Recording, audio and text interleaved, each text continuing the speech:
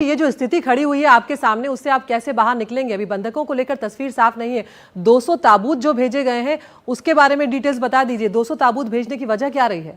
देखिए, जब लड़ाई हो रही थी तो उस वक्त हर किस्म का इंतजाम किया जाता है। जंगो जदल में हॉस्पिटल्स को भी खुला रखा जाता है और पूरे इदारों के लोगों को भी छुट्टियां मंसूख की जाती हैं। इसी तरह जब ये ऑपरेशन चल रहा था तो उस वक्त वहां हर चीज प्रोवाइड की गई। वहां एम्बुलेंसेज भी गई, वहां कफन भी गए, वहां सब कुछ पहुंचाया गया कि खुदा न खास्ता को बड़ा मिसहैप ना हो जाए, क्योंकि वहां उनके बम स्क्वाड के लोग थे, उनके दहशतगर्दों ने अपने जैकेट बांधी हुई थी, तो कुछ भी हो सकता था। लेकिन मेरी आर्मी की, मेरे इदारों की स्ट्रेटेजी इतनी बेहतरीन और इतनी सुपर थी कि उन्होंने उनको टारगेट करके, निशाना बना करके उन दहशतगर्दों को जिन्होंने बारूद से भरी जैकेट पहनी हुई थी, पहले उनको उड़ाया।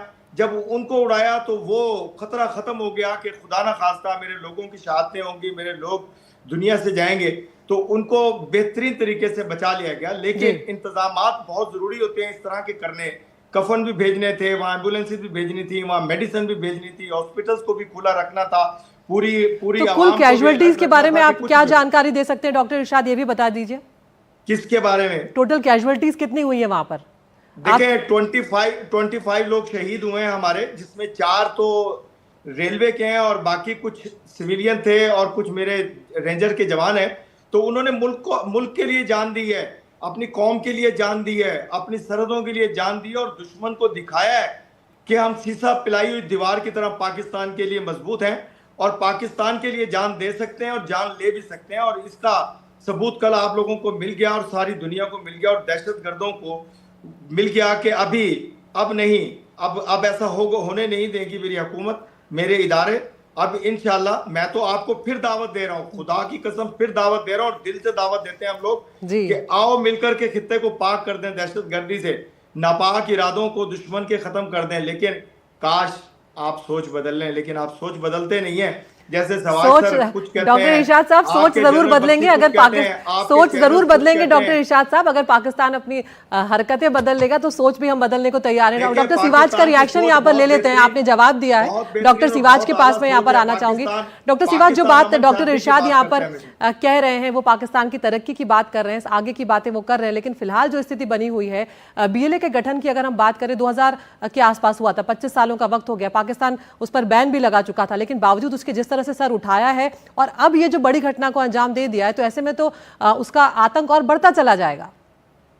हाँ बिल्कुल, देखो सच्चाई ये है कि जो क्यों बलूचिस्तान के लोग अगेंस्ट है चाइना पाकिस्तान इकोनॉमिक कॉरिडोर की, उनको ऐसा लगता है कि जो भी इंफ्रास्ट्रक्चर और जो भी इसके अंदर प्रोजेक्ट्स आ रहे हैं उनका फायदा उनको नहीं होने वाला। उनका फायदा या तो पाकिस्तान या चीनी करेंगे। उनके टेक्नीशियन, इंजीनियर, वर्कर सब चीनी आए हैं या पंजाब से आए, तो उनको लगता है कि इतना ज्यादा रिसोर्सेज में रिच है बलूचिस्तान, मगर उसका फायदा बलूचिस को नहीं मिल रहा बल्कि बाकी पाकिस्तान और चीन ले रहा है। तो इसमें तो कोई शक नहीं। इसीलिए तो बलूचिस्तान लिबरेशन आर्मी जो है वो फ्रीडम स्ट्रगल कर रही है। अब हुआ क्या है, कुछ एक दिन में BLA और तहरीक तालिबान पाकिस्तान का भी एक प्रकार से गठजोड़ हो गया। वो कहते हैं ना, एनिमीज माई फ्रेंड, तो ये भी सच्चाई है। इसीलिए ये जो अभी आतंकवाद की घटनाएं हैं ये तहरीक तालिबान पाकिस्तान कर रहा है खैबर पख्तूनख्वा में, और बलूचिस्तान लिबरेशन आर्मी अगर बलूचिस्तान में कर रहा है, तो इनके अंदर काफी ज्यादा इस बार आप कहो कि इंक्रीज हुई है over a period of time.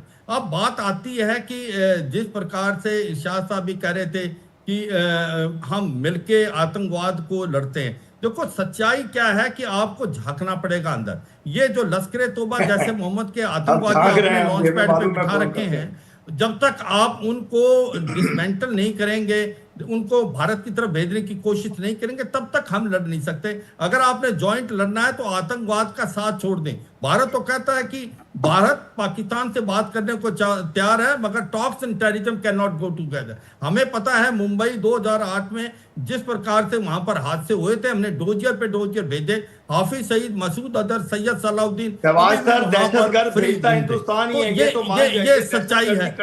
सुन रहे इरशाद साहब, सुन रहे, हमने तो दहशतगर्दी आप लोग करते हैं। इरशाद साहब सुनिए नहीं, आपको टोका नहीं गया था, अपनी बात शांति से रखिए। टोकन गया प्लीज।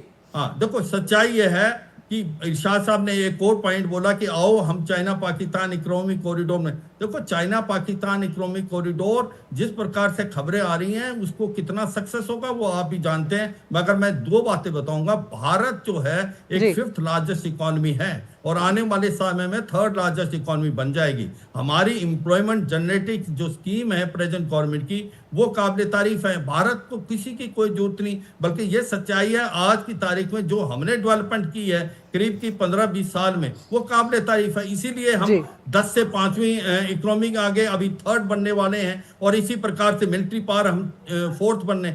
ये सच्चाई है, इसका वजह रीजन यही है एक स्ट्रॉन्ग डेमोक्रेटिक कंट्री। सिवाज साहब एक फाइनल क्वेश्चन में फाइनल सवाल में एक फराज साहब से यहाँ पर लेना चाह रही हूँ। फराज साहब अगर हम बिल्कुल अब इसके डिस्कशन को खत्म करने पर आ रहे हैं, लेकिन फराज साहब पाकिस्तान के भीतर ही जितने मोर्चे खुले हुए हैं, पाकिस्तान को अपने स्तर पर ही कई चैलेंजेस को झेलना है यहाँ पर, उसमें जॉब्स और गरीबी अपने आप में बहुत बड़ी बात है। अगर देश दिवालिया होने की कगार पर आ जाता है तो जो बात सिवाज साहब कह रहे हैं और जो बात इरशाद साहब कह रहे हैं, कहीं ना कहीं भीतर झांकने वाली बात तो सच है ना।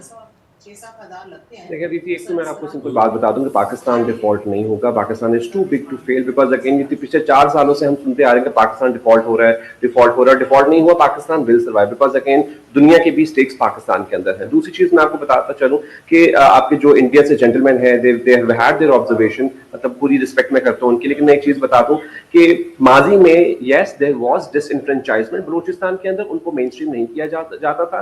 लेकिन चाइना पाकिस्तान इकोनॉमिक कॉरिडोर के साथ, इन्वेस्टमेंट के साथ देखिए बलूचिस्तान में हो क्या रहा है, जॉब्स क्रिएट हो रही हैं, स्पेशल इकोनॉमिक जोन्स क्रिएट हो रहे हैं, वहां इंडस्ट्रियलाइजेशन हो रही है, वहां सड़कों का नेटवर्क बिछाया जा रहा है। आप पूरी अंदाजा करें कि जब ये सारी चीजें डेवलपमेंट हो रही होगी किसको तकलीफ होगी, मुल्क दुश्मन अनासिर को ही होगी।